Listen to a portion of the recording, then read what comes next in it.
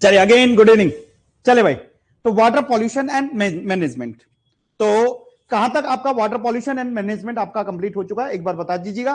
फिर जो है आगे आज का टॉपिक हम स्टार्ट करेंगे, और यहां से जो आज से जो टॉपिक आपके कवर होते जाएंगे, वहां से डेफिनेटली 100% क्वेश्चन पूछे जाने की संभावनाएं रहेगी, क्योंकि 10 नंबर का क्वेश्चन है तो आपका वाटर क्वालिटी पैरामीटर से जरूर क्वेश्चन आपसे पूछा जाएगा। क्योंकि नेक्स्ट जो टॉपिक हमारा है, हम यहां पर जो है वाटर पॉल्यूशन एंड मैनेजमेंट में हम अभी कौन सा टॉपिक हमने स्टार्ट किया, तो हमने जो यहां पर टॉपिक स्टार्ट किया है अब वाटर पॉल्यूशन का बेसिक इंट्रोडक्शन पार्ट, इसके टाइप एंड सोर्सेज और जो है टाइप ऑफ पॉल्यूशन हम जो है यहां पर पढ़ चुके हैं। अब जो हम यहां पर डिस्कस करने जा रहे हैं वो है आपका वाटर क्वालिटी पैरामीटर्स। तो हम यहां पर जो है जो टॉपिक को डिस्कस करने वाले हैं that is water quality parameters. Water quality parameters, water quality parameters को यहां पर हम डिस्कस करने वाले हैं। पैरामीटर्स को हम यहां पर डिस्कस करने वाले हैं। ऑलरेडी मैं इसका इंट्रोडक्शन आप लोगों को पहले भी दे चुका हूं कि इससे रिलेटेड जो बेसिक टर्म्स हैं वो बेसिक टर्म्स जो है हमने याद करी है। रो वाटर क्या होता है, what is raw water? Raw water का मतलब क्या होता है भाई? रो वाटर वो अनट्रीटेड वाटर होता है जिसमें किसी भी प्रकार का ट्रीटमेंट नहीं दिया गया, जिसको डायरेक्टली कहां से ऑब्टेन किया गया है, सोर्स से ऑब्टेन किया गया, उसको रो वाटर बोला जाता है। दूसरा, पोटेबल और होलसम वाटर क्या होता है? पोटेबल और होलसम वाटर वो वाटर होता है जिसको कंप्लीट ट्रीटमेंट और डिसइंफेक्शन जिस वाटर को हम देते हैं और जो कि आपका फिट फॉर द ड्रिंकिंग है, ऐसे वाटर को पोटेबल या होलसम वाटर बोला जाता है। थर्ड टाइप ऑफ वाटर जो है वो पैलेटेबल वाटर होता है। पैलेटेबल वाटर जो है वो वाटर जो कि आपको दिखने में प्लीजेंट लगे, उसमें किसी भी प्रकार का कोई टेम्परेचर से कलर ऑर्डर जो है स्मेल नहीं है और आप उसको आसानी से पी सके, ऐसे वाटर को आप पैलेटेबल वाटर बोलते हैं। किसी भी प्रकार का अनडिजायरेबल सब्सटेंस अगर उसमें नहीं है, ऐसे वाटर को पैलेटेबल वाटर बोला जाता है। नेक्स्ट अगर हम बात करें कंटामिनेटेड वाटर, तो कंटामिनेटेड वाटर जो है वो वाटर होता है दैट वाटर जिसमें क्या प्रेजेंट हो, माइक्रो ऑर्गेनिज्म प्रेजेंट हो। कौन से micro organism? Pathogenic micro organism present हो। और पैथोजेनिक माइक्रो ऑर्गेनिज्म क्या होते हैं? डिजीज कॉजिंग माइक्रो ऑर्गेनिज्म को पैथोजेनिक माइक्रो ऑर्गेनिज्म बोला जाता है। तो ऐसे वाटर को कंटामिनेटेड वाटर बोला जाता है जिसमें कि आपके वाटर बॉर्न डिजीजेस की, जिसको इनटेक करने के बाद वाटर बॉर्न डिजीजेस की संभावनाएं हैं, जिसमें कि पैथोजेनिक जो है आपके माइक्रोब्स, बैक्टीरिया, वायरस, फंजाई जो है, प्रोटोजोआ, ये सारे जो है उसमें मौजूद हो, तो ऐसे वाटर को कंटामिनेटेड वाटर बोला जाता है। And last one is the polluted water. किसी भी प्रकार का अनडिजायरेबल सब्सटेंस उस वाटर में है तो उस वाटर को पॉल्यूटेड वाटर बोला जाता है। और जब हम ड्रिंकिंग वाटर की बात करते हैं तो ड्रिंकिंग वाटर जो है वो आपका होलसम वाटर या पोटेबल वाटर किस प्रकार की प्रॉपर्टी का होना चाहिए? एक तो कलरलेस होना चाहिए, अच्छा टेस्ट उसमें होना चाहिए, किसी भी प्रकार का जो है उसमें ऑर्डर नहीं होना चाहिए। अगर हम यहां पर बात करें pollution free and contamination free होना चाहिए। ऐसे वाटर को हम जनरली पीते हैं, तो ऐसे वाटर को बोला जाता है ड्रिंकिंग वाटर। तो ड्रिंकिंग वाटर की क्वालिटी को चेक करने के लिए सर्टेन क्वालिटी पैरामीटर्स को हम डिस्कस करते हैं, और वो 3 प्रकार के क्वालिटी पैरामीटर्स होते हैं। कौन कौन से क्वालिटी पैरामीटर्स होते हैं? Physical, chemical and biological quality parameters होते हैं। कितने? 3 प्रकार के हम क्वालिटी पैरामीटर्स को डिस्कस करते हैं, फिजिकल, केमिकल और बायोलॉजिकल क्वालिटी पैरामीटर्स। ये जो है हम डिस्कस करेंगे। तो यहां से हम जो है आज हमारा जो है वो टॉपिक यहां से चलने वाला है। ये सारे पॉइंट्स में पॉल्यूशन, कितने types of the pollution source की हमने यहां पर बात कर चुके हैं। वाटर पॉल्यूशन क्या होता है, डिफरेंट वाटर पॉल्यूटेंट्स क्या होते हैं, ये हम लास्ट लेक्चर में बेसिक टर्म्स, अभी मैं फिर से आप लोगों को ये मैंने रिवाइज कर लिए कि बेसिक टर्म्स इन वाटर जो है, वाटर ट्रीटमेंट में, वाटर में हम जो है बेसिक टर्म्स क्या क्या हम इस्तेमाल करते हैं, क्या क्या जो है इन टर्म्स की डेफिनेशंस क्या होती है। ऑलरेडी ये सारी डेफिनेशंस में फिर से आप लोगों को रिवाइज कर चुका हूं। और पोटेबल वाटर की क्या प्रॉपर्टीज होती है, तो ये भी हम जो है लास्ट लेक्चर में डिस्कस कर चुके हैं, अभी भी मैं आप लोगों को रिवाइज कर चुका हूं। अब यहां पर हम वाटर क्वालिटी पैरामीटर्स को हम डिस्कस करेंगे। तो कितने प्रकार के वाटर क्वालिटी पैरामीटर्स? तो ये आपके जो है तीन प्रकार के, एक तो आपका फिजिकल क्वालिटी पैरामीटर्स होते हैं जिनको हमारे सेंस ऑर्गन, जिन क्वालिटी पैरामीटर्स को सेंस ऑर्गन सेंस कर सकते हैं तो उनको क्या बोला जाता है, फिजिकल क्वालिटी पैरामीटर्स। और केमिकल क्वालिटी पैरामीटर्स जो कि केमिकली वाटर जो है आपका अफेक्टेड होता है, तो जो है सर्टेन क्वालिटी पैरामीटर, जैसे कि वाटर का पीएच चेंज हो जाए, जैसे कि वाटर में हार्डनेस आ जाए, वाटर में हार्डनेस आ जाए, या वाटर में सर्टेन जो है आपके टॉक्सिक एलिमेंट्स आ जाएं, टॉक्सिक एलिमेंट्स आ जाएं एटसेट्रा, ये सारे जो है आपके क्या होते हैं, ये सारे। और अगर हम फिजिकल क्वालिटी पैरामीटर्स, तो टेम्परेचर जो है वो फिजिकल क्वालिटी, टेम्परेचर को आप आसानी से महसूस कर सकते हैं, वाटर के टेम्परेचर को आसानी से, जिन चीजों को महसूस किया जा सकता है और वो आपको जो है इंप्योरिटीज अगर पानी में दिख रही है तो उन इंप्योरिटीज को फिजिकल क्वालिटी पैरामीटर या फिजिकल इंप्योरिटीज बोला जाता है। तो फिजिकल इंप्योरिटीज क्या होते हैं, जिनको आप जो है महसूस कर सकते हैं। महसूस करने का मतलब है जिनको आपके सेंस ऑर्गन,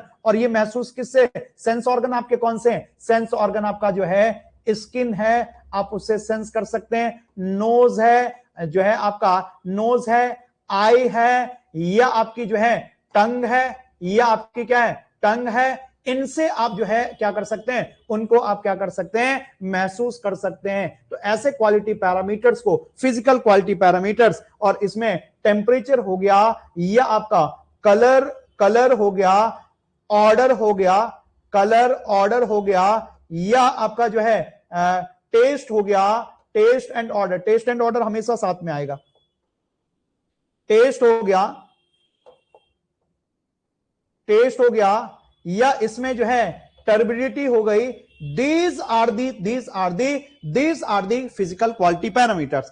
और जब हम बायोलॉजिकल क्वालिटी पैरामीटर्स की बात करते हैं, तो अगर बायोलॉजिकल क्वालिटी पैरामीटर्स, अगर वाटर जो है वो आपका किससे अफेक्टेड है, पैथोजन से, अगर उसमें पैथोजेंस मौजूद हैं, पैथोजेंस अगर मौजूद हैं, और पैथोजेंस क्या होते हैं, डिजीज कॉजिंग माइक्रो ऑर्गेनिज्म, तो ऐसे क्वालिटी को, ऐसे इंप्योरिटी को बायोलॉजिकल इंप्योरिटी एंड क्वालिटी को बायोलॉजिकल क्वालिटी पैरामीटर बोला जाता है। तो ये चीजें जो है हम वन बाय वन इनको डिस्कस करेंगे। और जब भी हम क्वालिटी पैरामीटर्स के, हम यहां पर जो है हम ड्रिंकिंग स्टैंडर्ड्स के लिए, बताओ ड्रिंकिंग स्टैंडर्ड्स के लिए कौन सा कोड इस्तेमाल किया जाता है, मैं लास्ट लेक्चर में भी आपको बता चुका हूं। तो यहां पर जो है ड्रिंकिंग स्टैंडर्ड, तो ड्रिंकिंग स्टैंडर्ड्स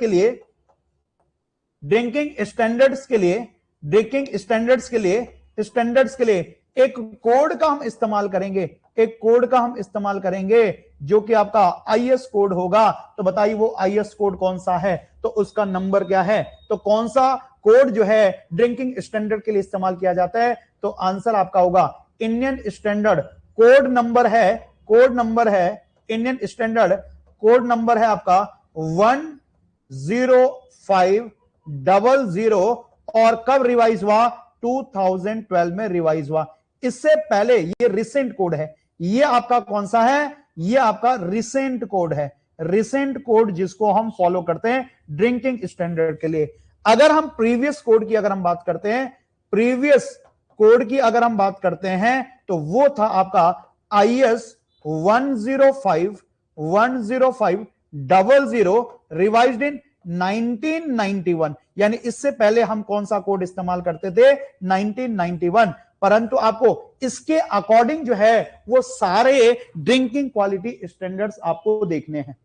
ठीक है, जो देखो आप क्या करते हैं, किसी भी चीज के लिए जो है एक कोड दिया गया है कि ये वैल्यू इतने से ज्यादा नहीं होनी चाहिए, और वो आपका जो है सर्टेन कमेटी उसको रिकमेंड करती है। तो committee, environmental committee, central pollution control board, तो सारी जो है वो वाटर एक्ट के तहत वाटर पॉल्यूशन को देखने वाली जो कमिटीज हैं वो सेलेक्ट करती है कि अगर आपका जो है ड्रिंकिंग स्टैंडर्ड्स को आपको डिफाइन करना है कि जिससे हमारी बॉडी अफेक्टेड ना हो, तो सर्टेन इंप्योरिटीज उसमें कितने से ज्यादा नहीं होनी चाहिए। तो उसके लिए जैसे कि अभी रिसेंटली हमने पीछे क्या पढ़ा, national ambient air quality standard, वो क्या है कि जो एयर को हम ब्रीथ करेंगे तो उसकी क्वालिटी क्या होनी चाहिए, जो उसमें पॉल्यूटेंट्स हैं वो पर्टिकुलर कितने कंसंट्रेशन से ज्यादा नहीं होना चाहिए। इसी प्रकार से जो आपका जो है यहां पर क्वालिटी को डिसाइड करेगा, वाटर की क्वालिटी को डिसाइड करेगा, तो वाटर की क्वालिटी को डिसाइड करने के लिए आईएस कोड हम जो है 10500 रिवाइज्ड इन 2012 हम इस्तेमाल करते हैं,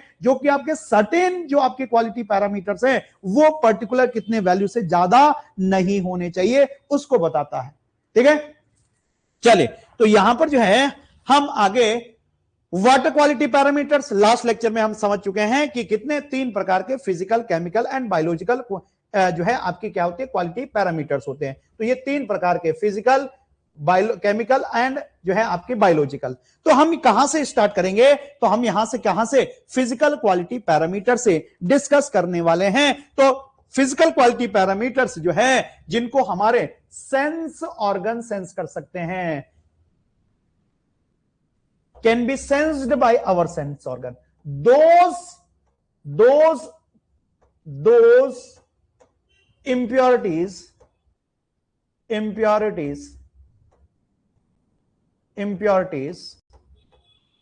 which can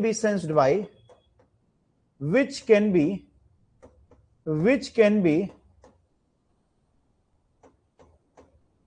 sensed by our sense organ।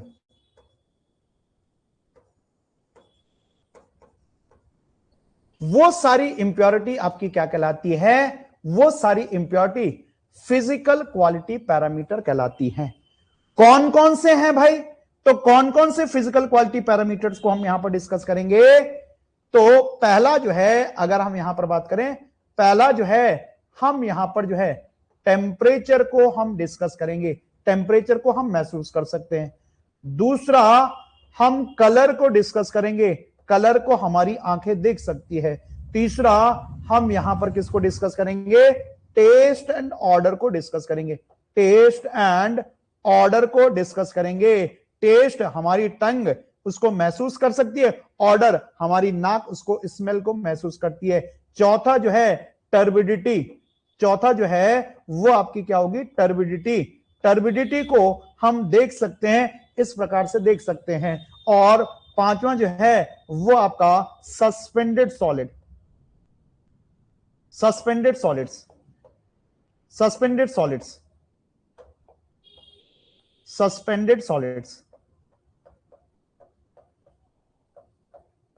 मैं लास्ट लेक्चर में आपको जो है सस्पेंडेड सॉलिड, मैं आप लास्ट लेक्चर में आपको कैसे क्या चीजें बता चुका हूं, कैसे इनको मेजर किया जाता है और क्या इनकी मेजरमेंट यूनिट होती है और किस जो है डिवाइस से को यूज किया जाता है। अब आज जो है हम इनको डिटेल में एक एक करके जो है इन सबको यहां पर डिस्कस करने वाले हैं। तो सबको एक एक करके जो है यहां पर डिस्कस करने वाले हैं। तो फर्स्ट यहां पर आप देख सकते हैं कि फर्स्ट जो है आपका टेम्परेचर है, दूसरा कलर है, तीसरा टेस्ट एंड ऑर्डर है, चौथा आपका टर्बिडिटी है एंड पांचवा आपका सस्पेंडेड सॉलिड है।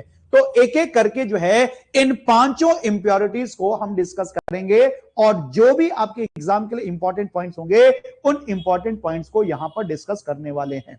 ठीक है, चले भाई। तो यहां पर आप देखिए, तो सबसे पहला है टेम्परेचर। तो टेम्परेचर क्या होता है, देखिए भाई टेम्परेचर जो है किसी भी रिएक्शन के लिए किसका काम करता है बताइए। अगर हम टेम्परेचर की बात करें, कोई केमिकल रिएक्शन चल रही है तो उसमें अगर उस केमिकल रिएक्शन में हम टेम्परेचर बढ़ा दें तो बताओ ये टेम्परेचर किसका काम करता है, बताइए टेम्परेचर किसका काम करता है।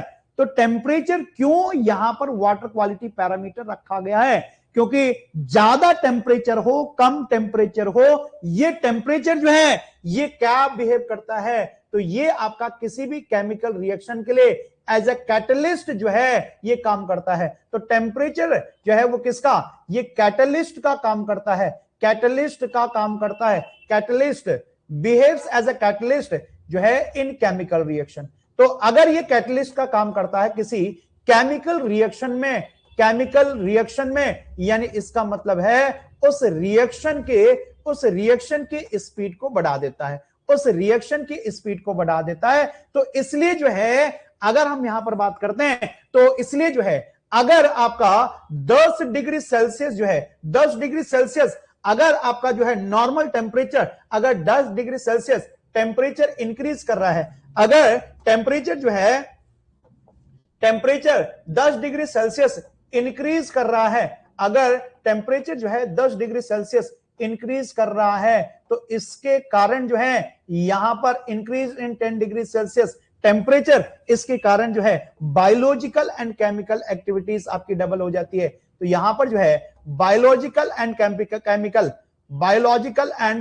एक्टिविटी डबल हो जाती है। बायोलॉजिकल एंड केमिकल एक्टिविटी आपकी डबल, पानी में केमिकल एक्टिविटी और बायोलॉजिकल एक्टिविटी डबल हो जाती है। केमिकल एक्टिविटी क्या होती है, एक्टिविटी ये डबल हो जाती है, एक्टिविटी डबल हो जाती है। इसीलिए जो है वो अगर टेम्परेचर बढ़ता है तो ये हमारे लिए हार्मफुल होता है। तो अगर हम जो है सुटेबल ड्रिंकिंग रेंज की बात करें तो इस टेम्परेचर की अगर हम ड्रिंकिंग रेंज की बात करें तो ड्रिंकिंग रेंज जो है वो कितनी होती है, तो ड्रिंकिंग रेंज की अगर हम बात करते हैं तो ड्रिंकिंग रेंज जो है वो क्या होती है, ड्रिंकिंग रेंज जो है अगर हम इस वाटर की देखें तो वाटर की ड्रिंकिंग रेंज जो है वो डिजायरेबल आपकी जो है 10 डिग्री सेल्सियस डिजायरेबल होती है और आपका cause of rejection limit 25 degree Celsius जो है, यानी इसका मतलब है कि कितने से 10 डिग्री सेल्सियस से 25 डिग्री सेल्सियस तक के वाटर जो है वो ड्रिंकिंग के लिए सही होता है। अगर किसी भी प्रकार से वाटर का टेम्परेचर 25 डिग्री सेल्सियस से अधिक होता है, इसका मतलब है कि वो उस वाटर में chemical activity as well as biological activity को इंक्रीज करने के लिए रिस्पॉन्सिबल होता है। इसलिए टेम्परेचर जो है इसको आप महसूस कर सकते हैं और it should not be more than 10 degree Celsius to आपका 25 डिग्री सेल्सियस। ये 10 डिग्री सेल्सियस से, तो ये क्वेश्चन मात्र आपसे पूछा जाएगा और इसको बोला जाता है, यानी जो मिनिमम है इसको एक्सेप्टेबल लिमिट बोला जाता है। एक्सेप्टेबल लिमिट इसको बोला जाता है और इसको जो हायर लिमिट है इसको परमिसिबल लिमिट, इसको परमिसिबल या इसी को क्या बोला जाता है, परमिसिबल या इसी को कॉज ऑफ रिजेक्शन लिमिट बोला जाता है, इसी को कॉज ऑफ रिजेक्शन लिमिट बोला जाता है। तो दो लिमिट को हमने ये ड्रिंकिंग क्वालिटी रिजेक्शन लिमिट बोला जाता है और ये हम किसके अकॉर्डिंग बात कर रहे हैं, ये जो है ये ड्रिंकिंग क्वालिटी रेंज जो है हम किसके अकॉर्डिंग बात कर रहे हैं, तो यहां पर आपको ध्यान रखना है ये किसके अकॉर्डिंग, एज पर कौन सा कोड, एज पर IS 10500 रिवाइज्ड इन 2012। इस कोड के अकॉर्डिंग जो है ड्रिंकिंग स्टैंडर्ड रेंज जो है 10 डिग्री सेल्सियस टू आपका कितना होता है, 25 डिग्री सेल्सियस होता है। पॉइंट क्लियर है भाई, किसी का कोई डाउट तो नहीं है इसमें? आपको टेम्परेचर जो कि आप महसूस कर सकते हैं, टेम्परेचर का क्या इफेक्ट होता है वाटर की क्वालिटी पर, टेम्परेचर एक कैटलिस्ट का काम करता है जो बायोलॉजिकल और केमिकल एक्टिविटी, बायोलॉजिकल एक्टिविटी क्या है कि कोई ऑर्गेनिक मैटर है उसको डिकम्पोज, वहां पर डिकम्पोजिशन उसका हो रहा है तो टेम्परेचर बढ़ा दिया तो और जल्दी जल्दी उसका डिकम्पोजिशन होगा और बहुत ज्यादा माइक्रोब्स एक साथ जो है वहां पर इकट्ठे हो जाएंगे। दूसरा जो है केमिकल, किसी भी प्रकार से अगर केमिकल एक्टिविटी उस पर्टिकुलर वाटर में चल रही है और टेम्परेचर आपने बढ़ा दिया तो टेम्परेचर बढ़ने के कारण वो केमिकल एक्टिविटी बढ़ जाती है जिससे कि वाटर जो है वाटर के हायर डिग्री में पॉल्यूशन होने के चांसेस होते हैं। इसलिए ड्रिंकिंग वाटर का जो टेम्परेचर है वो 10 डिग्री पर एक्सेप्टेबल, यानी जो है आपका कितने परमिट जो है वो आपका 10 डिग्री सेल्सियस और कितने से ज्यादा कभी भी नहीं होना चाहिए, 25 डिग्री सेल्सियस से ज्यादा नहीं होना चाहिए, यानी within the 10 degree Celsius to 25 degree Celsius है तो आप उस पानी को पी सकते हैं। ये आपका क्या है, फर्स्ट जो है आपका physical quality parameter that is temperature. तो मैंने टेम्परेचर के लिए सीधे सीधे पॉइंट्स यहां पर लिखे हैं। तो टेम्परेचर के अगर आप इंपॉर्टेंट पॉइंट्स को यहां पर डिस्कस करोगे तो आप देख सकते हैं temperature affects the both chemical and biological activities and increase in 10 degree Celsius in temperature double the biological and chemical activity. Around 10 degree Celsius is desirable while above 20 degree Celsius is जो है ये objectionable. ये किसके according है, तो as per आपका कौन सा IS 1050000 रिवाइज्ड इन 2012, ये इस कोड के अनुसार हम बात कर रहे हैं, इस कोड के अनुसार हम बात कर रहे हैं। तो टेम्परेचर का ये पॉइंट आपको याद होना चाहिए। देखो, जब टेम्परेचर 10 डिग्री सेल्सियस डिक्रीज होगा तो वो आपके दांतों के सेंसेशन के लिए खराब होगा। ठीक है, ठंडा, बहुत ठंडा पानी आप नहीं पी सकते। अगर बहुत ठंडा पानी आप पिएंगे तो आपके सेंस ऑर्गन के लिए, जो आपके ऑर्गन्स हैं अंदर, जो दांत हैं, उन दांतों के सेंसेस के लिए बहुत खराब होता है। इसलिए कभी बहुत ठंडा पानी आप नहीं पीते। ठीक है, तो जो ड्रिंकिंग है, तो क्योंकि ये हेल्थ को ध्यान में रखते हुए, तो अगर बहुत ठंडा पानी पिएंगे तो वो आपके स्वास्थ्य के लिए वैसे भी खराब होगा, तो वो आपका हेल्थ इशू वैसे ही बन जाएगा। तो इसलिए कभी भी आप जो है, हमारे बूढ़े बुजुर्ग कहते हैं कि ठंडा पानी कभी नहीं पीना चाहिए, वार्म पानी जो है हमेशा पीना चाहिए। अगर आप उस पानी को गर्म कर रहे हैं तो उसमें कोई दिक्कत नहीं है, परंतु जो है आपका अगर पानी जो आप सोर्स से आप पानी ले रहे हैं और वो किसी भी प्रकार का उसमें टेम्परेचर है, तो यानी इसका मतलब है कि वहां पर किसी ना कोई बायोलॉजिकल या केमिकल एक्टिविटी आपकी चल रही है। ठीक है, हाँ जी, इन सारी चीजों को ध्यान में रखा जाता है। यानी जब हम क्वालिटी स्टैंडर्ड बनाते हैं तो हर पैरामीटर्स को उसमें ध्यान रखा जाता है। इसलिए यहां पर डिसाइड की गई आपका रेंज 10 डिग्री सेल्सियस डिजायरेबल और आपका 25 डिग्री सेल्सियस जो है ये आपका क्या है, अनडिजायरेबल हो जाएगा। पॉइंट क्लियर है? चले, सेकेंड मोस्ट इंपॉर्टेंट जो है वो आपका क्या है, कलर जो है, कलर का मतलब है किसी भी प्रकार से जो है वो पानी का कलर चेंज हो जाए, तो कलर भी एक आपकी साइकोलॉजिकल टेंडेंसी को अफेक्ट करता है। सेंस ऑर्गन को अफेक्ट करेगा तो आपकी साइकोलॉजिकल टेंडेंसी को अफेक्ट करेगा। तो कलर जो है, इस कलर को मेजर करने के लिए हम यहां पर जो है, हम कलर को मेजर करने के लिए जो अपरेटस का इस्तेमाल किया जाता है, तो मेजरमेंट अपरेटस, अगर हम यहां पर जो है हम अपरेटस की बात करते हैं, तो यहां पर जो है अपरेटस जो इस्तेमाल किया जाता है कलर को मेजर करने के लिए, सबसे पहले तो देखते हैं कलर किसकी वजह से होता है। कलर जो है वो किसकी वजह से होता है, तो कलर जो है सर्टेन, यहां पर जो है अगर हम कलर की बात करते हैं तो दो प्रकार के कलर जो है वो पानी में देखने को मिलते हैं। दो प्रकार के कलर जो है वो पानी में देखने को मिलते हैं। There are two type of colour present in water. Colour जो है वो दो प्रकार के होते हैं। टू टाइप्स ऑफ कलर जो है वो टू टाइप्स ऑफ कलर जो है वो वाटर में प्रेजेंट होते हैं। कौन कौन से कलर जो है वो वाटर में प्रेजेंट होते हैं? सर्टेन जो है केमिकल कंपाउंड्स के कारण या किसी भी कारण जो है वो दो प्रकार के कलर्स जो है वो वाटर में प्रेजेंट होते हैं। एक को बोला जाता है ट्रू कलर, एक को बोला जाता है ट्रू कलर, यानी जो असली कलर होता है, true colour of the water. True colour एक होता है, ट्रू कलर,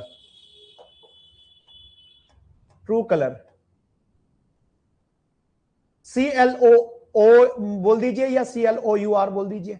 दूसरा होता है अपरेंट कलर, दूसरा होता है अपरेंट कलर, दूसरा होता है apparent colour, apparent colour, apparent colour.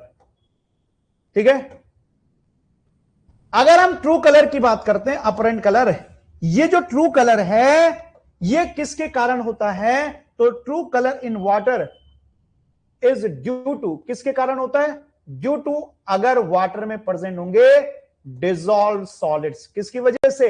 अगर वाटर में डिसॉल्व सॉलिड्स मौजूद है, जो कि पानी में घुल सकने वाले सॉलिड्स हैं, उन डिसॉल्व सॉलिड्स के कारण जो है पानी में कैसा कलर होगा? ट्रू कलर होगा। और अपरेंट का मतलब है कि एक समय पर वो कलर तो दिख रहा है और एक समय के बाद कलर आपका नहीं दिखेगा। जैसे कि आप मिट्टी मिला दें पानी में, तो मिट्टी एक प्रकार का सस्पेंडेड सॉलिड है और मिट्टी एक समय पर क्या होगी भाई? एक समय पर जो है वो बैठ जाएगी। आप यहां पर देखो, यहां पर मिट्टी मिलाई आपने, अब इस मिट्टी का कलर यहां पर देखो, मिट्टी का कलर देखो चेंज हो रहा है। यहां पर कलर अलग है, यहां पर कलर अलग है, यहां पर कलर और ज्यादा जो है यहां पर अच्छा कलर आपको दिख रहा है। क्यों दिख रहा है? यहां पर आप देख रहे हैं कि मिट्टी का कलर जो है वो चेंज होता जा रहा है। यहां पर देखो पानी का कलर जो है वो चेंज होता जा रहा है। यहां पर जो है वो पानी रिसेंटली, यहां पर जो है आपने पानी में मिट्टी घोला तो पानी का कलर आपको इस तरह से दिख रहा है। अब धीरे धीरे टाइम के साथ ये पार्टिकल्स जो है सस्पेंडेड सॉलिड नीचे सेटल होते हुए पानी का कलर चेंज हुआ और अल्टीमेटली पानी का कलर इस प्रकार से चेंज हुआ। तो यहां पर जो है पानी का कलर टाइम के साथ चेंज हो रहा है, वो किसके कारण? Due to suspended solids. तो सस्पेंडेड सॉलिड्स क्या है? तो सस्पेंडेड सॉलिड्स जो है कारण है वाटर में अपरेंट कलर। अपरेंट का मतलब होता है आभासी, जिससे कि आभास होता है कि इसमें पानी में कलर है, तो उसी को क्या बोला जाता है? अपरेंट कलर बोला जाता है। तो अपरेंट कलर इन वाटर जो है वो किसकी वजह से होता है भाई? बताओ किसकी वजह से होता है? Due to suspended solid. किसकी वजह से? Due to suspended solid. तो ये किसकी वजह से होता है? सस्पेंडेड सॉलिड्स की वजह से होता है। किसकी वजह से? सस्पेंडेड सॉलिड्स की वजह से होता है। ये दो बिंदु आपको, दो पॉइंट आपको यहां पर ध्यान रखने हैं कि क्वेश्चन अक्सर ये पूछा जाता है कि वाटर में ट्रू कलर के लिए कौन रिस्पॉन्सिबल है? डिसॉल्व सॉलिड्स रिस्पॉन्सिबल है। और वाटर में अपरेंट कलर के लिए कौन रिस्पॉन्सिबल है? तो वाटर में अपरेंट कलर के लिए ये suspended solids are responsible. Point clear हो गया? चले, तो यहां पर दो टाइप्स के आपने देख लिया।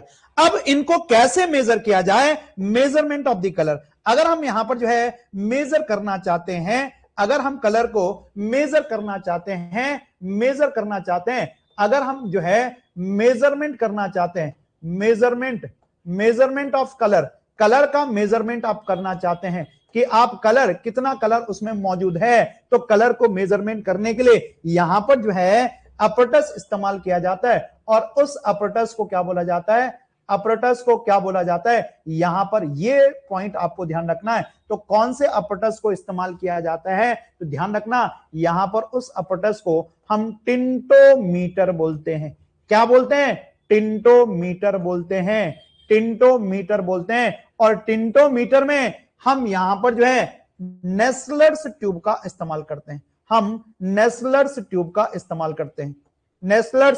ट्यूब का इस्तेमाल किया जाता है। Again tintometer is important for the exam purpose. Question पूछा जाता है which one of the following apparatus is used to measure the color of the water। तो आंसर क्या होगा? कलर ऑफ द वाटर को मेजर करने के लिए apparatus टिंटोमीटर यूज किया जाता है। और उस टिंटोमीटर में हम नेस्लर्स ट्यूब का इस्तेमाल करते हैं। और नेस्लर्स ट्यूब से हम कलर मैचिंग टेक्निक से कलर को आइडेंटिफाई करते हैं। क्लियर है? हमने क्या किया कि एक आपने जो है सैंपल लिया, एक आपने जो है यहां पर क्या किया, एक आपने जो है सबसे पहले सैंपल कलेक्ट किया, सैंपल ऑफ वाटर जो है आपने कलेक्ट किया। किसमें? सैंपल ऑफ वाटर जो है आपने कलेक्ट किया किसमें? आपने नेस्लर्स ट्यूब में कलेक्ट किया। नेस्लर्स ट्यूब में आपने कलेक्ट किया। ठीक है, ये आपने सैंपल ऑफ वाटर को कलेक्ट किया। ये मान लीजिए आपका जो है सैंपल ऑफ वाटर है, ये आपने नेस्लर्स ट्यूब है, ये नेस्लर्स ट्यूब है। और इस नेस्लर्स ट्यूब में आपने जो है सैंपल ऑफ वाटर को आपने कलेक्ट किया। सैंपल ऑफ वाटर को आपने यहां पर क्या किया? कलेक्ट किया। और इस सैंपल ऑफ वाटर में मान लीजिए आपका सर्टेन टाइप का कलर जो है इसमें मौजूद है। ये कलर जो है आपका मौजूद है। ये आपका क्या है? सैंपल ऑफ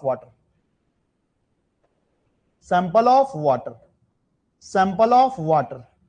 और ये कौन सी ट्यूब है? ये आपकी नेस्लर्स ट्यूब है। अब यहां पर हम क्या करेंगे? हम जो भी ये कलर है, इस कलर के बराबर का कलर हम प्रोड्यूस करेंगे। और उसको प्रोड्यूस करने के लिए जो है हम यहां पर जो है क्लोरोप्लेटिनेट आयन का इस्तेमाल करते हैं। अब आपने वही नेस्लर्स ट्यूब ली और इस नेस्लर्स ट्यूब में आपने जो है क्या किया? आपने नेस्लर्स ट्यूब ली और इस नेस्लर्स ट्यूब में जो है आपने क्या है? 1 लीटर डिस्टिल्ड वाटर लिया। 1 लीटर जो है आपने डिस्टिल्ड वाटर लिया।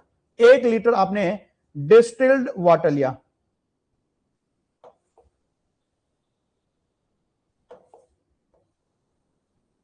डिस्टिल्ड वाटर आपने इसमें लिया 1 लीटर। अब आप इसमें क्या करेंगे? इसमें आप क्या ऐड करेंगे? इसमें ऐड करेंगे क्लोरोप्लेटिनेट आयन। यहां पर जो है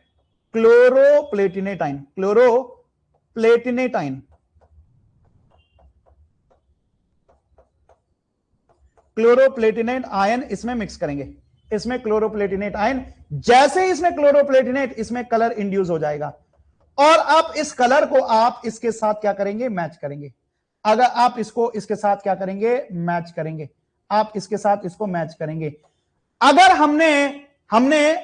हमने एक क्लोरोप्लेटिनेट आयन कितना, 1 लीटर पानी में 1 मिलीग्राम हमने क्लोरोप्लेटिनेट आयन 1 लीटर में डाला है, तो यहां पर इसका, और यही कलर आपका इसके सैंपल का कलर के साथ मैच कर रहा है, तो इसको 1 TCU बोला जाता है। 1 TCU या इसी को 1 हेजन यूनिट बोला जाता है। 1 हेजन यूनिट कलर इसको बोला जाता है, यानी कलर को मेजर किया जाता है किस यूनिट में, तो कलर को। अब यहां पर ये पॉइंट को समझ रहे हैं भाई, एक ग्लास में आपने पानी सैंपल लिया जिसका कलर आप मैच करना चाहते हैं, दूसरे ग्लास में आपने 1 लीटर डिस्टिल वाटर लिया, अब उसमें आप क्लोरोप्लेटिनेट आयन मिला दी, आपने 1 मिलीग्राम डाला और इसके साथ उसके कलर को चेक किया, नहीं आया, फिर आपने 2 मिलीग्राम क्लोरोप्लेटिनेट आयन डाला और दोनों का कलर सिमिलर आना चाहिए। अगर दोनों का कलर सिमिलर है, इसका मतलब है इस वाटर सैंपल का जो कलर है वो यूनिट कितनी होगी, ट्रू कलर यूनिट में 2 TCU जो है इसका कलर हो जाएगा। तो यानी कलर को किस में मेजर करते हैं हम, TCU, यानी TCU का मतलब क्या होता है, तो इसको ट्रू कलर यूनिट बोला जाता है, इसको ट्रू कलर यूनिट बोला जाता है, ट्रू कलर यूनिट बोला जाता है। और ध्यान रखना भाई, जब हम ट्रू कलर यूनिट की बात करते हैं तो 1 TCU का मतलब क्या होता है, तो 1 TCU का मतलब क्या होता है, वो 1 TCU का मतलब क्या होता है, 1 TCU का मतलब होता है, 1 TCU का मतलब होता है कलर प्रोड्यूस्ड बाय, एक इसका colour produced by colour produced by 1 milligram of chloroplatinate ion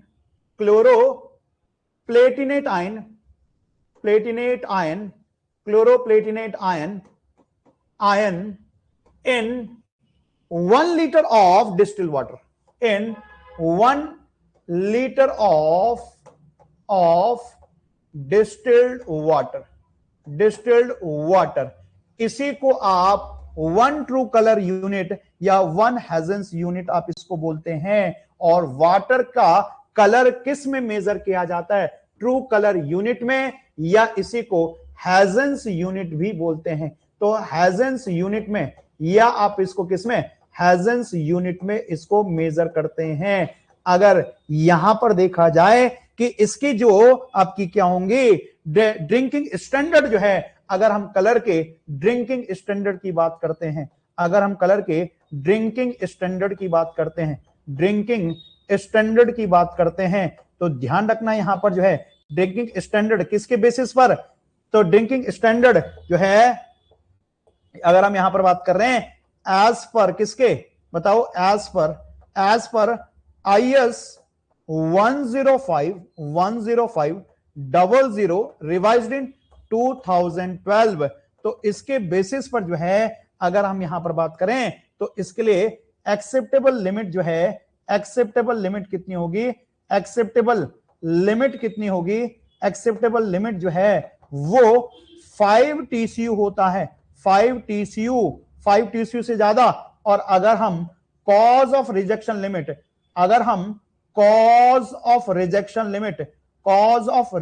limit की बात करते हैं, कॉज ऑफ रिजेक्शन लिमिट, या इसी को आप क्या बोलते हैं, इसी को आप परमिसिबल लिमिट आप बोलते हैं, इसी को आप परमिसिबल लिमिट आप बोलते हैं। तो परमिसिबल लिमिट की वैल्यू जो है वो कितनी होती है, परमिसिबल लिमिट की वैल्यू 15 TCU होती है। 15 TCU जो है इसके लिए परमिसिबल लिमिट की वैल्यू होती है। अगर मैं अगेन आपको कलर को आपको जो है डिफाइन करना चाहूं तो कलर, मैं इसको समराइज कर लेता हूं कलर जो है वो किसके कारण इंड्यूस होता है? तो कलर जो है वो दो प्रकार के कलर वाटर में हो सकते हैं। एक अपरेंट कलर जो आभासी होता है और वो किसके कारण? सस्पेंडेड सॉलिड्स के कारण होता है। एक ट्रू कलर होता है जो कि डिसॉल्व सॉलिड्स के कारण होता है। कलर को मेजर करने के लिए हम टिंटोमीटर इस्तेमाल करते हैं, टिंटोमीटर अपटस इस्तेमाल करते हैं और इसमें नेस्लर ट्यूब का इस्तेमाल किया जाता है। और कलर को कलर मैचिंग टेक्निक से हम जो है इसको वाटर सैंपल के साथ इसको मैच करते हैं यूजिंग द क्लोरोप्लेटिनेट आयन। तो हम जो क्लोरोप्लेटिनेट आयन 1 लीटर डिस्टिल वाटर में डालेंगे तो वो कलर जो प्रोड्यूस करेगा उसको 1 TCU बोला जाएगा। और according to IS 10500 revised in 2012 acceptable limit of the colour जो है वो 5 TCU से अधिक नहीं होनी चाहिए। और कॉज ऑफ रिजेक्शन लिमिट, और ध्यान रखना ये कॉज ऑफ रिजेक्शन लिमिट तभी हम देखते हैं जब आपके पास किसी भी प्रकार का अल्टरनेट सोर्स नहीं हो। ये कॉज ऑफ रिजेक्शन लिमिट तब आप देखते हैं if there is no alternate source of water. तो इसको कब देखा जाता है? If there is no alternate source of water, if there is no alternate source of water, alternate source of water. तो जब आपके पास वाटर का अल्टरनेट सोर्स नहीं होगा तो आप हायर वैल्यू के लिए जाएंगे।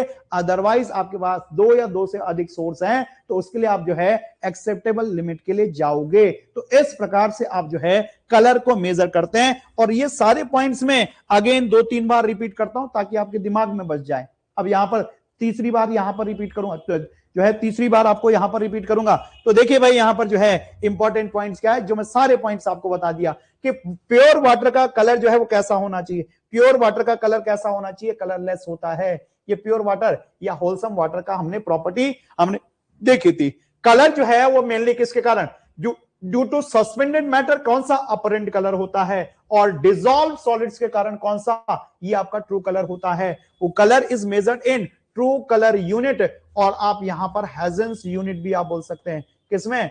हेजेंस यूनिट में भी इसको मेजर किया जा सकता है। और इसमें इंस्ट्रूमेंट कौन सा?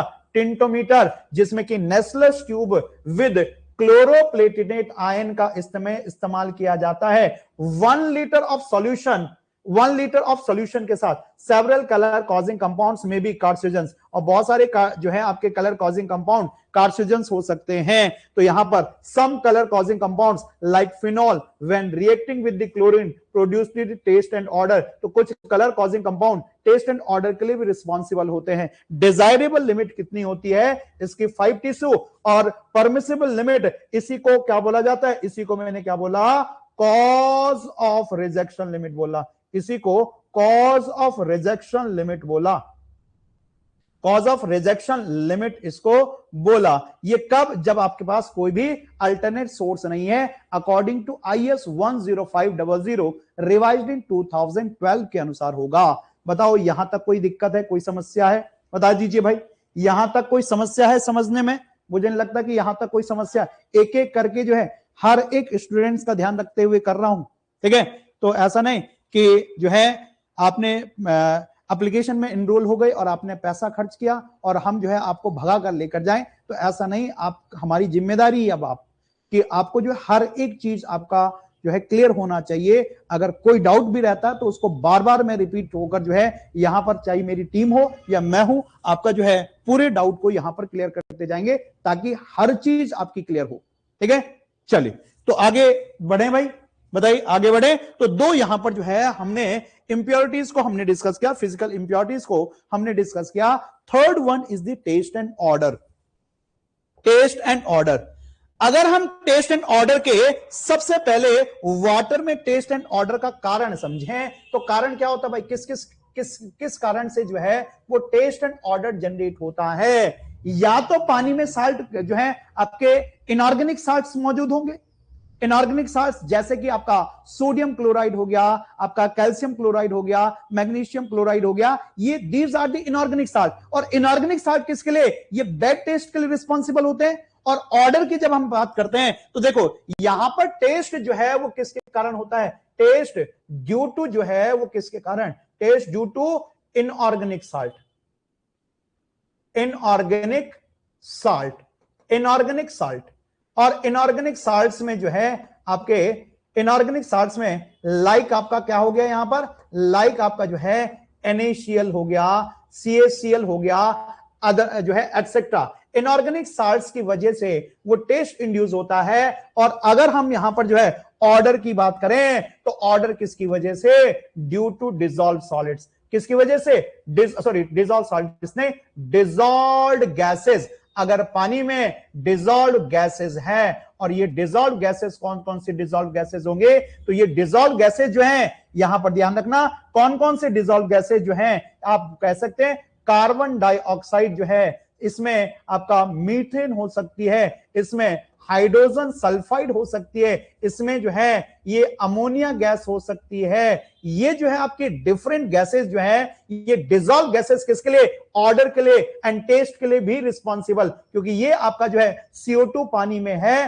तो वो किसके, एसिडिटी के लिए रिस्पॉन्सिबल होती है, एसिडिटी के लिए रिस्पॉन्सिबल होती है। अगर H2S है, हाइड्रोजन सल्फाइड है, तो ये जो है रोटन एग स्मेल के लिए, तो रोटन एग लाइक स्मेल के लिए, पंजेंट स्मेल के लिए, रोटन एग्स लाइक स्मेल के लिए जो है, लाइक स्मेल के लिए क्या होती है, रिस्पॉन्सिबल होती है। और यहां पर NH3 का मतलब है ऑर्गेनिक मैटर का डिकम्पोजिशन, तो ये भी किसके लिए, ये भी ऑर्गेनिक मैटर का डिकम्पोजिशन हो रहा है, तो वो भी किसके लिए, ये जो है आपका टेस्ट के लिए रिस्पॉन्सिबल और ऑर्डर के लिए रिस्पॉन्सिबल होता है। तो टेस्ट एंड ऑर्डर जो है वो मेनली वाटर में किसकी वजह से, अगर उसमें डिसॉल्व साल्ट्स मौजूद हैं या आपकी डिसॉल्व गैसेस मौजूद हैं, तो इनकी वजह से मेनली जो है आपका क्या होता है, टेस्ट एंड ऑर्डर जो है वो पानी में, और जब हम पानी पीना चाहते हैं, उस पानी का टेस्ट जो है वो कैसा, गुड टेस्ट होना चाहिए। अगर बैड टेस्ट होगा तो हम कभी भी उस पानी का इंटेक नहीं करेंगे। अब इसको कैसे मेजर किया जाता है, तो टेस्ट एंड ऑर्डर को मेजर कैसे किया जाता है, क्यों, तो बताओ इसका मेजरमेंट कैसे करते हैं। तो टेस्ट एंड ऑर्डर को हम यहां पर ध्यान रखना, इसका मेजरमेंट की जब हम बात करते हैं तो मेजरमेंट के लिए हम क्या करते हैं, तो इसका अगर हम टेस्ट एंड ऑर्डर को हमको क्या करना है, इसका मेजरमेंट करना है। अगर इसका मेजरमेंट करना है तो मेजरमेंट जो है करना है, मेजर करना है टेस्ट एंड ऑर्डर को, तो इसके लिए जो है हम अपरटस इस्तेमाल करते हैं। ध्यान रखना, ऑस्मोस्कोप को यहां पर इस्तेमाल किया जाता है। तो बताओ किससे जो है टेस्ट एंड ऑर्डर को मेजर किया जाता है, तो टेस्ट एंड ऑर्डर को मेजर करने के लिए हम ऑस्मोस्कोप का इस्तेमाल करते हैं। तो इस ऑस्मोस्कोप में हम मेजरमेंट यूनिट क्या होगी, तो यहां पर क्या किया जाता है, मेजरमेंट यूनिट क्या होगी, तो मेजरमेंट यूनिट जो है यहां पर इसको हम किस में, थ्रेशोल्ड ऑर्डर नंबर में इसको मेजर करते हैं। ये क्या है आपका, TON का मतलब है थ्रेशोल्ड ऑर्डर नंबर, इसको बोला जाता है। इसको मैं लिख लेता हूं, इसका मतलब होता है threshold odour number, threshold odour number. अब ये थ्रेशोल्ड ऑर्डर नंबर क्या होता है, हम यहां पर जो है डाइल्यूशन से यहां पर क्या करते हैं, थ्रेशोल्ड ऑर्डर नंबर हम निकालते हैं।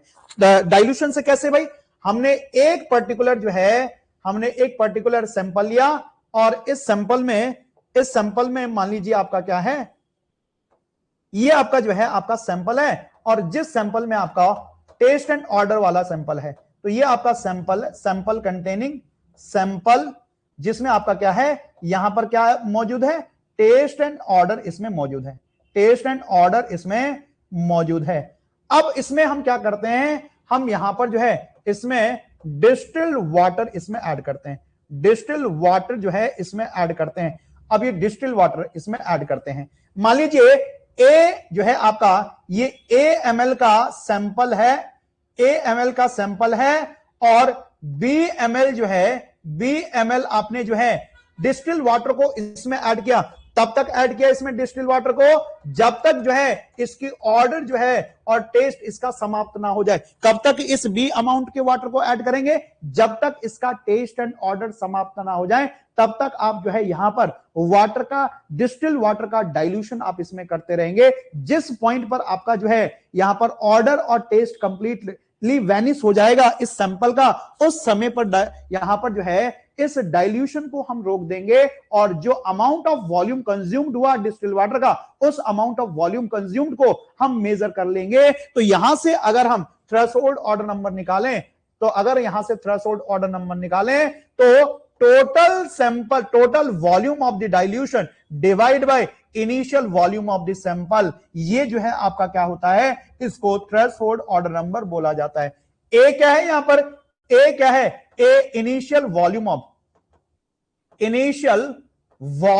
The sample, initial volume of sample, ये सैंपल का क्या है, ये सैंपल का इनिशियल वॉल्यूम है। और बी क्या है यहां पर, बी जो है ये volume of distilled water, volume of distilled water used for the dilution, water used for dilution, जो डाइल्यूशन के लिए हमने डिस्टिल्ड वाटर लिया, तो यहां से आप बी वॉल्यूम और ए प्लस बी आपका क्या हो जाएगा, टोटल वॉल्यूम किसका, जो आपने डाइल्यूशन किया और इनिशियल वॉल्यूम आपने निकाला, इससे हम क्या निकाल सकते हैं, थ्रेशोल्ड ऑर्डर नंबर यहां पर निकाल सकते हैं। अगर हम प्रीवियस कोड के अनुसार देखें, 1991 कोड के अनुसार, तो एक्सेप्टेबल लिमिट इसकी 1 थ्रेशोल्ड नंबर थी और cause of rejection limit 3 TON थी। अभी रिसेंटली कोड में जो है अनऑब्जेक्शनेबल या एग्रीएबल जो है इसको दिया गया है। एग्रीएबल अनऑब्जेक्शनेबल का मतलब है जिस पर्टिकुलर जो है थ्रेशोल्ड नंबर पर जो कंज्यूमर है वो एग्री करे, वही उसकी एक्सेप्टेबल, वही उसकी कॉज ऑफ रिजेक्शन लिमिट हो जाएगी। बताओ यहां तक कोई समस्या हो, बताइए भाई कोई समस्या हो तो टेस्ट एंड ऑर्डर में फिर से समराइज कर दूं इसको। टेस्ट एंड ऑर्डर जो है mainly inorganic salt present in water and dissolve gases present in water के कारण होती है, और इसको मेजर करने के लिए हम अपरटस ऑस्मोस्कोप इस्तेमाल करते हैं, और इस ऑस्मोस्कोप की हेल्प से हम इस पर्टिकुलर टेस्ट एंड ऑर्डर को थ्रेशोल्ड ऑर्डर नंबर में हम मेजर करते हैं। थ्रेशोल्ड ऑर्डर नंबर कैसे निकाला जाता है कि कोई सैंपल आपने लिया, उसको आप ऑर्डर एंड टेस्ट फ्री बनाने के लिए उसमें डिस्टिल्ड वाटर का डाइल्यूशन आप करते हैं। अगर एस ml ऑफ सैंपल आपने इनिशियल लिया, उसमें B ml of the sample आपने जो है डाइल्यूशन के लिए आपने डिस्टिल्ड वाटर को डाला, तो थ्रेशोल्ड ऑर्डर नंबर जो है total dilution with initial volume of the sample divide by initial volume of the sample, इसी से हम थ्रेशोल्ड ऑर्डर नंबर यहां पर निकाल सकते हैं। एज पर previous code IS 10500 revised in 1991, तो acceptable limit was 1 threshold odd number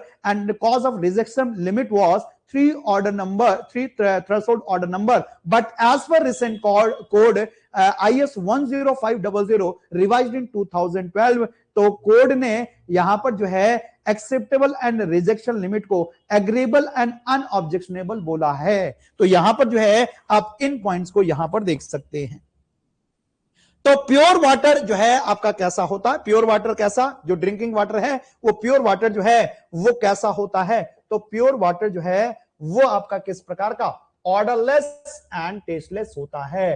test and order किसकी वजह से, ड्यू टू डिसॉल्व गैसेस, जैसे कि हाइड्रोजन सल्फाइड हो गया, कार्बन डाइऑक्साइड हो गया, मीथेन हो गया और अमोनिया हो गया, and inorganic mineral salts like जो है ये सोडियम का हो गया, जो है आपका क्लोराइड का हो गया या मैग्नीशियम का हो गया, ये जो आपके इनके salt. Order is measured by the किस नंबर से, थ्रेशोल्ड ऑर्डर नंबर से इसको मेजर किया जाता है। और जो अपरटस डिवाइस हम इस्तेमाल करते हैं वो डिवाइस कौन सा यूज होता है, इसको ऑस्मोस्कोप बोला जाता है। और जो है taste and odour are determined by the diluting the sample, और थ्रेशोल्ड ऑर्डर नंबर जो है A plus B upon A, और ए क्या है, where A volume of the sample in ml, V volume of the distilled water, तो distilled water का sample ml, और acceptable limit was 1 threshold odour number, cause of rejection limit was, ये किसके according है, ये याद रखना, एज पर IS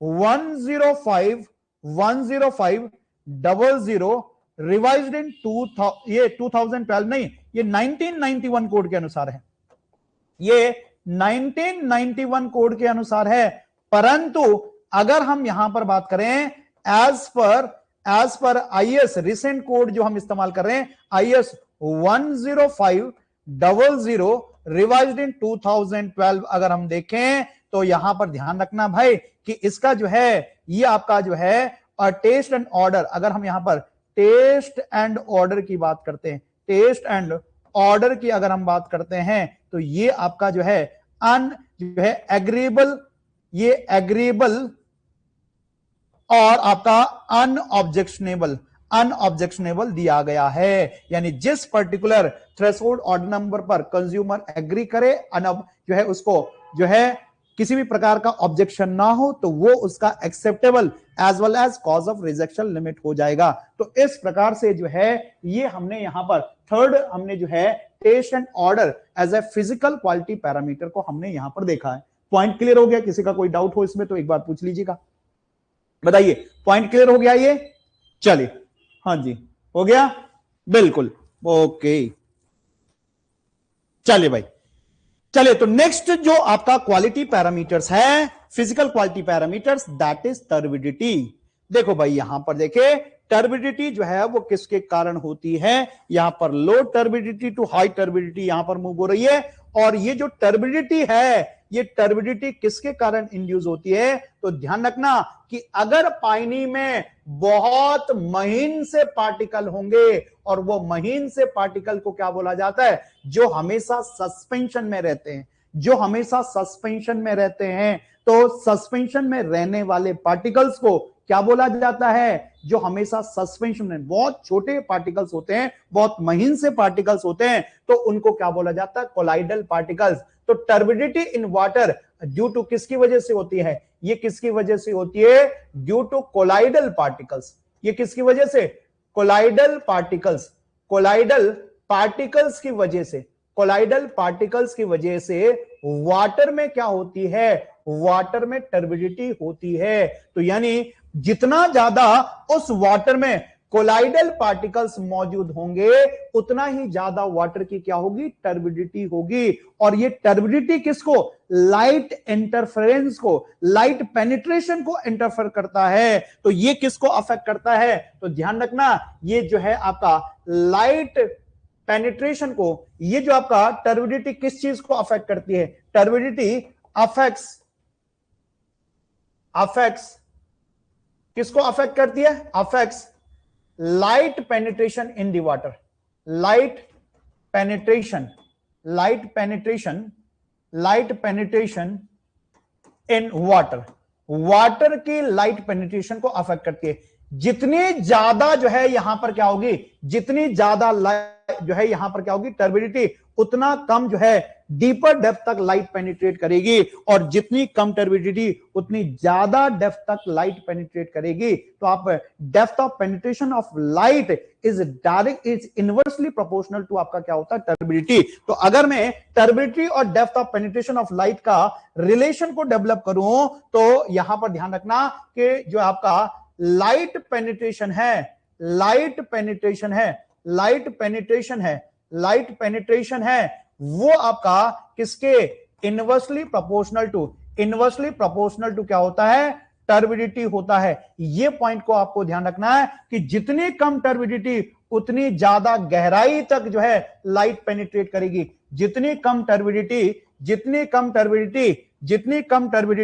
उतनी ज्यादा जो है लाइट आसानी से उस वाटर में पेनिट्रेट करती है। और ये लाइट पेनिट्रेशन जो है कहां पर इंपॉर्टेंट होता है, एक्वेटिक लाइफ के लिए इंपॉर्टेंट होता है। अगर एक्वेटिक लाइफ में लाइट का पेनिट्रेशन, टर्बिडिटी का कंसंट्रेशन बहुत ज्यादा हो गया, लाइट पेनिट्रेशन अफेक्ट होगा, और लाइट पेनिट्रेशन अफेक्ट होगा तो लाइट इंपॉर्टेंट जो है वो क्या है, एनवायरमेंटल कंपोनेंट या एबायोटिक कंपोनेंट है, किसके लिए, फोटोसिंथेसिस के लिए। तो वहां पर एक्वेटिक लाइफ जो है वो अफेक्ट करेगी, और जब एक्वेटिक लाइफ अफेक्ट करेगी तो वो जो आपका इकोसिस्टम है, वाटर का जो इकोसिस्टम है वो अफेक्ट होगा। तो यानी इस वजह से जो है वो टर्बिडिटी वाटर में नहीं होना चाहिए। ठीक है। और ये टर्बिडिटी जो है एडजॉर्प्शन, जब वाटर ट्रीटमेंट हम करेंगे तो वहां पर जो है जो भी केमिकल्स हम इस्तेमाल करेंगे तो उसके एडजॉर्प्शन साइट क्रिएट करता है, यानी वाटर ट्रीटमेंट को भी क्या करता है, अफेक्ट करता है। और दूसरा, आप जो है ऐसे वाटर को आप पिएंगे नहीं जिसमें जो है इस प्रकार का जो है कलर होगा, टर्बिडिटी कलर भी इंड्यूस करता है तो साइकोलॉजिकल टेंडेंसी को अफेक्ट करेगा, तो इस वजह से टर्बिड वाटर को आप नहीं पीते। अब बात करते हैं कि टर्बिडिटी को कैसे मेजर किया जाता है। तो टर्बिडिटी को मेजर करने के लिए हम 4 प्रकार के डिवाइसेस को यहां पर इस्तेमाल करते हैं। तो टर्बिडिटी को मेजर करने के लिए हम 4 प्रकार के, अगर हम मेजरमेंट की बात करते हैं, टर्बिडिटी के मेजरमेंट की बात करते हैं, टर्बिडिटी के मेजरमेंट की बात करते हैं, अगर हम मेजरमेंट की बात करते हैं, मेजरमेंट की बात करते हैं तो टर्बिडिटी को हम किन किस से मेजर करते हैं? 2 आपका जो है लाइट पेनिट्रेशन पर बेस्ड होते हैं, 2 आपका लाइट पेनिट्रेशन पर बेस्ड होते हैं, लाइट पेनिट्रेशन पर बेस्ड, लाइट पेनिट्रेशन पर बेस्ड, लाइट पेनिट्रेशन पर बेस्ड 2 आपके क्या होते हैं, 2 आपके डिवाइस होते हैं, और 2 जो है डिवाइस आपके स्कैटरिंग एंड लाइट के स्कैटरिंग एंड लाइट एब्जॉर्प्शन पर बेस्ड होते हैं, लाइट एब्जॉर्प्शन पर बेस्ड होते हैं 2 डिवाइस, लाइट पेनिट्रेशन पर बेस्ड। और ये लाइट पेनिट्रेशन पर बेस्ड जो है, एक आपका टर्बिडिटी रॉड मेथड होता है, एक आपका टर्बिडिटी रॉड मेथड होता है, टर्बिडिटी रॉड मेथड होता है, रॉड मेथड होता है। और दूसरा जो है वो कौन सा, दूसरा जो है आपका जैक्सन टर्बिडिटी मेथड होता है, Jackson turbidity method, Jackson turbidity method, Jackson turbidity method होता है। और अगर हम स्कैटरिंग फिनोमिना पर बेस्ड की, अगर और जो है आपका एब्जॉर्प्शन, लाइट एब्जॉर्प्शन और स्कैटरिंग फिनोमिना पर बेस्ड जो है वो जो है आपका कौन सा होता है, एक आपका बेलिस टर्बिडिटी मीटर होता है, और दूसरा आपका नेफ्लोमीटर होता है, दूसरा आपका नेफ्लोमीटर होता है, नेफ्लोमीटर होता है। ध्यान रखना, यहां पर जो है हम इलेक्ट्रॉनिक डिवाइस, यहां पर जो है इलेक्ट्रॉनिक डिवाइस, और इसमें जो है हम बेलिस और नेफ्लोमीटर में हम जनरली यहां पर जो है हम क्या इस्तेमाल करते हैं, इसमें फोटोमीटर का इस्तेमाल करते हैं। फोटोमीटर जो है वो डिवाइस है जो आपको बताती है कितनी अमाउंट ऑफ लाइट जो है वो पर्टिकुलर सैंपल ने एब्जॉर्ब करी है और कितनी अमाउंट ऑफ लाइट को स्कैटर किया है। अगर हम जो है एब्जॉर्प्शन फिनोमिना पर बेस्ड देखें तो एब्जॉर्प्शन फिनोमिना पर बेस्ड बेलिस टर्बिडिटी मीटर होता है, और नेफ्लोमीटर जो है ये किस प्रिंसिपल पर बेस्ड होता है, तो ये स्कैटरिंग प्रिंसिपल पर बेस्ड होता है। स्कैटरिंग डायरेक्ट जो है आपको एग्जाम के लिए मैं पॉइंट्स यहां पर बता रहा हूं, ये किस पर, स्कैटरिंग फिनोमिना पर बेस्ड होता है। अब वापस से थोड़ा सा समझ लीजिए, टर्बिडिटी जो है वो किसके कारण, कोलाइडल सॉलिड्स के कारण होती है, जो कि वाटर में लाइट के पेनिट्रेशन को अफेक्ट करती है। और टर्बिडिटी को मेजर करने के लिए हम 4 डिवाइसेस का इस्तेमाल करते हैं।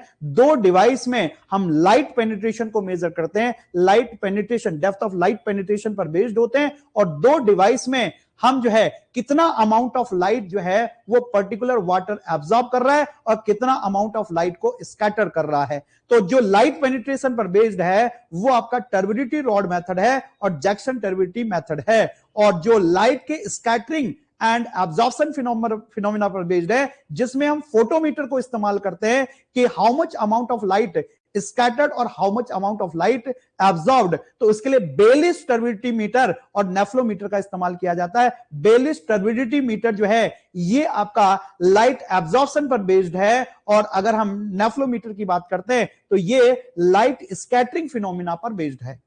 अब यहां पर यूनिट देख लेते हैं भाई, कि जब हम यूनिट ऑफ मेजरमेंट की बात करते हैं तो इन दोनों डिवाइसेस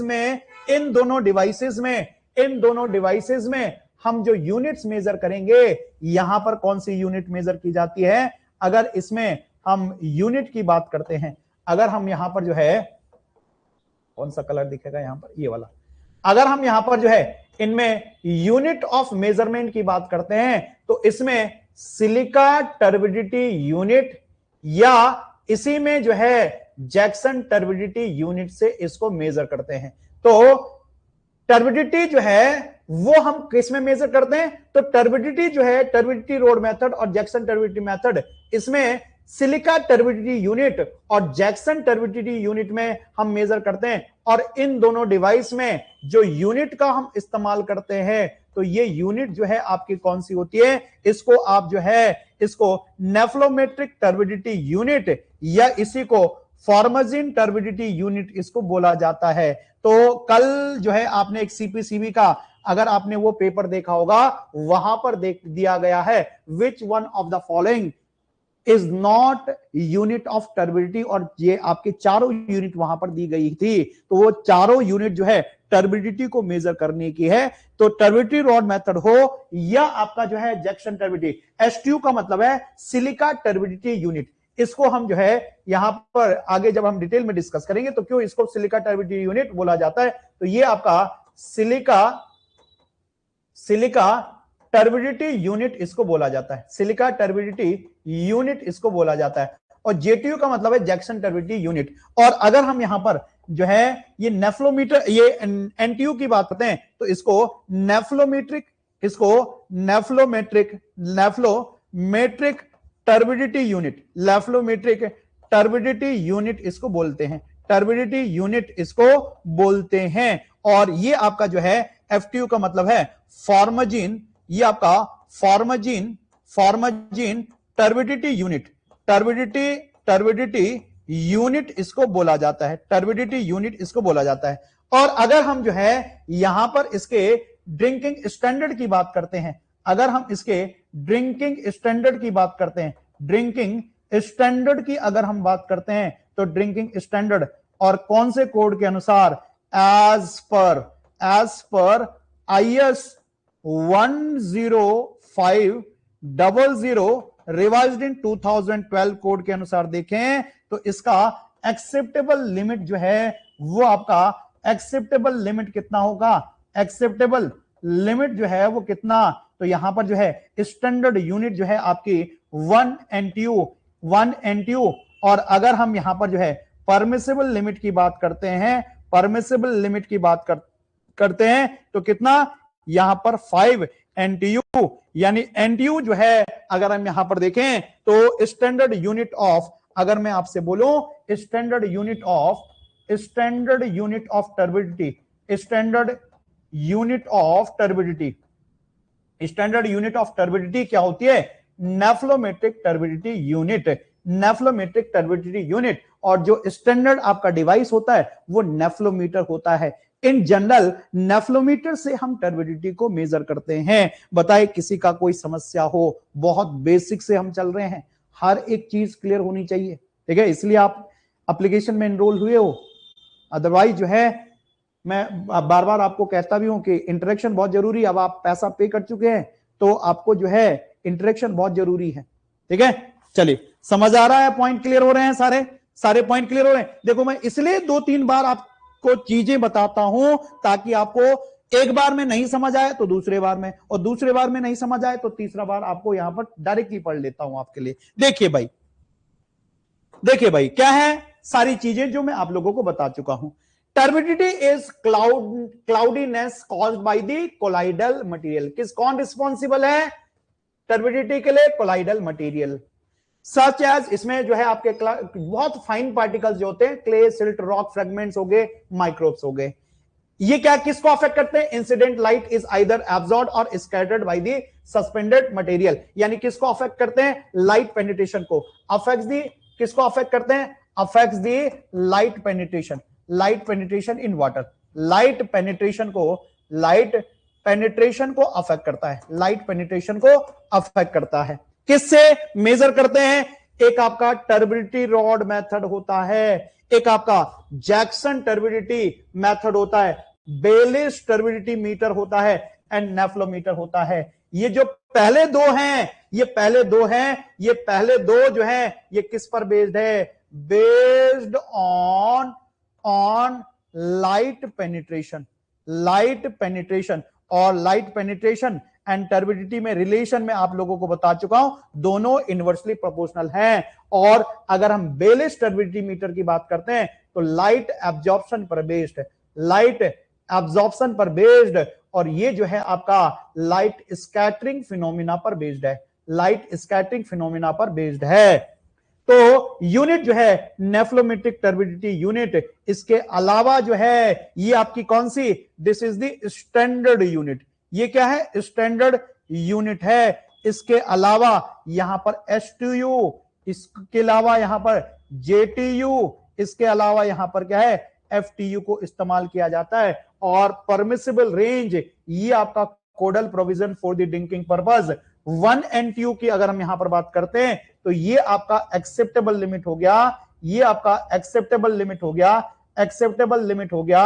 और ये वाला जो है 5 NTU, ये आपका कॉज ऑफ रिजेक्शन लिमिट, जिसको आप क्या बोलते हैं, परमिसिबल लिमिट इसको बोलते हैं। इसको क्या बोला जाता है, परमिसिबल लिमिट इसको बोला जाता है। आगे अगर हम जो है यहां पर मेजर करने की बात करते हैं तो टर्बिडिटी रॉड मेथड में इस प्रकार से क्या किया जाता है, टर्बिडिटी रॉड मेथड में एल्युमिनियम रॉड को इंसर्ट किया जाता है और यहां पर जो है ये आपका प्लेटिनम निडल होता है, प्लेटिनम निडल लगी होती है, निडल लगी होती है और इसको नीचे इंसर्ट किया जाता है। जिस पॉइंट पर ये निडल दिखना बंद हो जाए तो वो जो है हम यहां पर क्या करते हैं, उस डेप्थ को हम मेजर करते हैं। तो जितनी ज्यादा गहराई तक जाएगी उतनी कम जो है यहां पर टर्बिडिटी होगी, और जितने पहले जो है ये प्लेटिनम निडल दिखना बंद हो जाए तो उतना ज्यादा उसमें टर्बिडिटी होगी। तो यहां पर जो ये डेप्थ है, तो डेप्थ ऑफ पेनिट्रेशन, तो यहां पर आप देख सकते हैं कि depth of penetration is inversely proportional to turbidity. तो यहां पर क्या हो गया कि जितनी ज्यादा गहराई होगी उतनी कम इसकी क्या होगी, टर्बिडिटी। और ये डी जो है ये depth of penetration of light, तो ये आपका क्या रिप्रेजेंट कर रहा है, ये depth of penetration of light, depth of penetration of light को रिप्रेजेंट कर रहा है। Penetration of, depth of penetration of light को ये क्या कर रहा है, रिप्रेजेंट कर रहा है। यहां पर देखो जैक्सन टर्बिडिटी मेथड में हम यहां पर क्या करते हैं, हम जो है लाइट फ्लेम का इस्तेमाल करते हैं, यहां पर जो है लाइट फ्लेम का इस्तेमाल करते हैं और यहां से हम जो है देखते हैं तो जितनी गहराई तक हम जो है ये लाइट ऊपर तक जाएगी, ये फ्लेम ऊपर तक जाएगी, तो जो है यहां पर डेप्थ ऑफ जो है इस लाइट फ्लेम की डेप्थ को मेजर किया जाता है। अगेन इसकी टर्बिडिटी को भी ऐसे ही हम यहां पर क्या कर सकते हैं, रिलेट कर सकते हैं। तो जितनी ऊपर तक जो है ये लाइट फ्लेम की लाइट जाएगी उतनी ज्यादा जो है उतनी कम वहां पर टर्बिडिटी होगी। तो again depth of light penetrated is inversely proportional to turbidity. और ये दोनों किस पर, टर्बिडिटी रॉड मेथड और जैक्सन टर्बिडिटी मेथड जो है ये किस पर, लाइट पेनिट्रेशन पर। दोनों का प्रिंसिपल क्या है, दोनों का अगर हम प्रिंसिपल देखें, दोनों का प्रिंसिपल क्या है, किस प्रिंसिपल पर काम कर रहे हैं, किस प्रिंसिपल पर काम कर रहे हैं, लाइट पेनिट्रेशन पर काम कर रहे हैं, डेप्थ ऑफ लाइट पेनिट्रेशन पर, डेप्थ ऑफ लाइट पेनिट्रेशन पर काम कर रहे हैं, डेप्थ ऑफ लाइट पेनिट्रेशन पर काम करते हैं, पेनिट्रेशन पर ये काम करते हैं, डेप्थ ऑफ लाइट पेनिट्रेशन पर काम करते हैं। और ध्यान रखना एक नोट पॉइंट यहां से निकल कर आता है, नोट पॉइंट कि जैक्सन टर्बिडिटी मीटर को, ये मेथड को कहां पर हम जो आपका रिवर वाटर है, रिवर वाटर की टर्बिडिटी को मेजर करने के लिए, और जिसकी टर्बिडिटी जो है वो कितनी, टर्बिडिटी जो है वो मोर देन 25 NTU होती है। तो उसके लिए हम जो है जिस सरफेस वाटर, ये आप यहां पर जो है इसको आप सरफेस वाटर भी बोल सकते हैं, रिवर वाटर, सरफेस वाटर, जिसकी टर्बिडिटी 25 NTU से ज्यादा होगी उसके लिए जैक्सन टर्बिडिटी मेथड का इस्तेमाल किया जाता है। ये इंपॉर्टेंट पॉइंट है, ये दोनों जो है आपको यहां पर क्लियर हो गए होंगे। दोनों में लाइट पेनिट्रेशन की डेप्थ को हम मेजर कर रहे हैं, ठीक है। और यहां पर देखिए कि इसमें जो है हम स्टैंडर्ड, वो कल का टॉपिक है, अभी थोड़ा सा इसको हम क्लियर कर लेते हैं। कल जो है इसको और डिटेल में डिस्कस करेंगे कि कैसे हम इसको STU से मेजर करते हैं, कैसे इसको STU से मेजर करते हैं, सिलिका टर्बिडिटी यूनिट, सिलिका का क्या यूज है, कैसे यहां पर इसको मेजर करते हैं। अभी मैं बस आपको जो है यहां पर पॉइंट्स को समझा रहा हूं। चले जो है बाकी दो डिवाइस आपके, एक आपका बेलिस टर्बिडिटी मीटर है और दूसरा आपका नेफ्लोमीटर है। यहां पर दोनों में हम किसका इस्तेमाल करते हैं? यहां पर क्या यूज होता है? Use of photometer. और ये फोटोमीटर जो है ये लाइट को, कितने लाइट को एब्जॉर्ब कर रहा है, कितनी लाइट को स्कैटर कर रहा है, वो काम करता है। तो नेफ्लोमीटर और ये आपका बेलिस टर्बिडिटी मीटर में क्या क्या यूज किया जाता है? नेफ्लोमीटर को यूज किया जाता है। अब यहां पर ध्यान रखना कि यहां पर जो है हम लाइट को इंसिडेंट, ये आपने रखा यहां पर सैंपल, ये रखा आपने वाटर का सैंपल, और ये आपने लाइट को इंसिडेंट किया, ये लाइट इंसिडेंट हुई, और जब लाइट इंसिडेंट हुई ये सैंपल से, और ये पीछे हमने जो है यहां पर क्या रखा?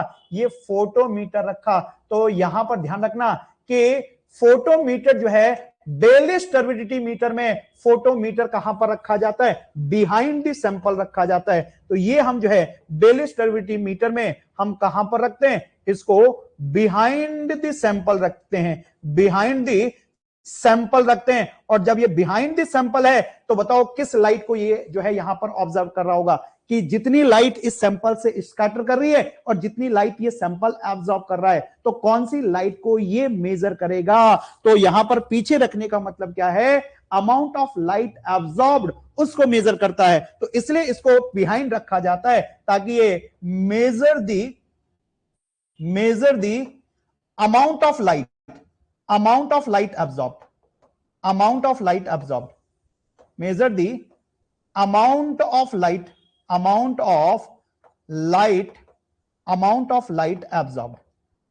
of light absorbed, ठीक है।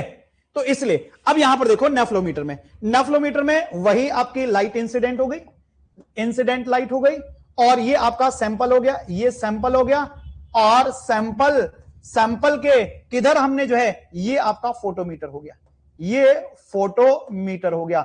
अब फोटोमीटर को कहां पर रखा है? फोटोमीटर को इंसिडेंट लाइट के परपेंडिकुलर रखा गया। और इंसिडेंट लाइट के परपेंडिकुलर क्यों रखा गया है? यहां पर जो है ये हम फोटोमीटर जो रखते हैं ये आपका परपेंडिकुलर टू इंसिडेंट लाइट के परपेंडिकुलर रखा है, ताकि ये यहां पर किसको? अमाउंट ऑफ लाइट स्कैटर्ड, तो अमाउंट ऑफ लाइट स्कैटर्ड को यहां पर क्या करे? अमाउंट ऑफ लाइट स्कैटर्ड को जो है ये मेजर कर सके, अमाउंट ऑफ लाइट स्कैटर्ड को ये मेजर कर सके। तो Baylis turbidity meter is based on principle of light absorption, whereas nephelometer is based on light scattering. तो लाइट स्कैटरिंग पर फिनोमिना पर बेस्ड आपका नेफ्लोमीटर है, और बेलिस टर्बिडिटी मीटर जो है वो किस पर? लाइट एब्जॉर्प्शन पर बेस्ड है। ये प्रिंसिपल भी आपसे पूछा जाता है। तो यहां पर जो है इसका प्रिंसिपल ये आपका बेलिस टर्बिडिटी मीटर जो है आपका किस प्रिंसिपल? लाइट एब्जॉर्प्शन फिनोमिना पर बेस्ड है, लाइट एब्जॉर्प्शन फिनोमिना पर बेस्ड है। और ये जो है आपका लाइट स्कैटरिंग फिनोमिना पर बेस्ड है। बस ये पॉइंट आपको यहां पर ध्यान रखना, और ये टर्बिडिटी आपकी जो है कल इसको हम आगे फॉरवर्ड करेंगे धीरे धीरे।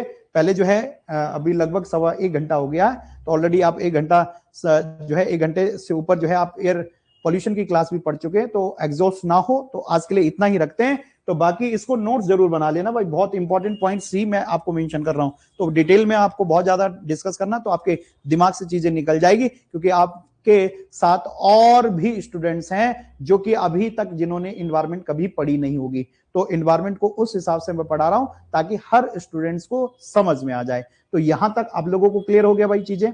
बाकी इसको हम कल के लेक्चर में इसको आगे हम बढ़ाएंगे। बताइए कोई दिक्कत है? बताइए कोई दिक्कत है? चलिए नहीं है। चलिए तो आज के इस सेशन को करते हैं एंड मिलते हैं कल के सेशन में। तब तक अपना ख्याल रखिएगा, और जो भी पढ़ाया जा रहा है भाई सबको जो है आप नोट करते जाइए और अपने नोट्स अपने आप बनाते जाइए। ठीक है, thank you and good night.